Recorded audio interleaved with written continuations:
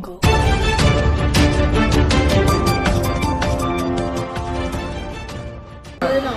કામરેજ તાલુકા મહ્યવંશી સમાજ આયોજિત રાસ ગરબા મહોત્સવનું સુંદર મજાનું આયોજન આજ રોજ દાદા ભગવાન મંદિરના પટાંગણમાં કરવામાં આવ્યું હતું, જેમાં કુલ 14 જેટલી કૃતિઓએ કામરેજ તાલુકા મહ્યવંશી સમાજની કૃતિઓએ ભાગ લીધો હતો અને એ કૃતિમાં પ્રથમ આવનાર ટીમને 51,000 રૂપિયાનું દાન નરેન્દ્રભાઈ બી ઓનાવાલા તરફથી, 21,000નું દાન નરેન્દ્રભાઈ ઓનાવાલા તરફથી અને 11,000 રૂપિયાનું દાન નરેન્દ્રભાઈ ઓનાવાલા તરફથી જાહેર કરવામાં આવ્યું હતું.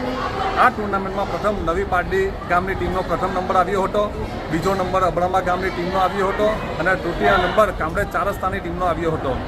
અમે કામરેજ તાલુકા મહ્યવંશી સમાજ દ્વારા એવું નક્કી કરવામાં આવ્યું હતું કે અમારા સમાજના કોઈપણ વિદ્યાર્થી કે કોઈપણ વ્યક્તિને મેડિકલની તકલીફ કરે કે શિક્ષણની તકલીફ પડે તેના માટે અમે એક ફંડ ઊભું કરવાનું નક્કી કરવામાં આવ્યું હતું.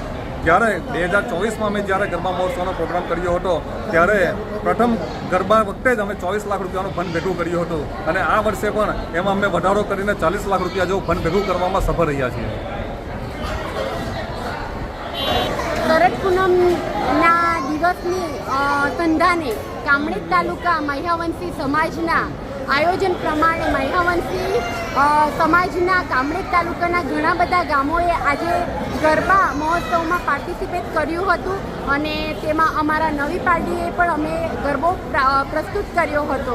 તો આજે અમને ખૂબ આનંદ અનુભવ થાય છે કે નવી પાર્ટી ગામનો આજે પ્રથમ નંબર અમને મળ્યો છે અને તે માટે અમે નવી પાર્ટીના તમામ ભાઈઓ અને બહેનો ખૂબ આનંદમાં અનુભવીએ છીએ અને કામરેજ તાલુકાના મહ્યવંશી સમાજ પણ ખૂબ આનંદમાં અનુભવે છે.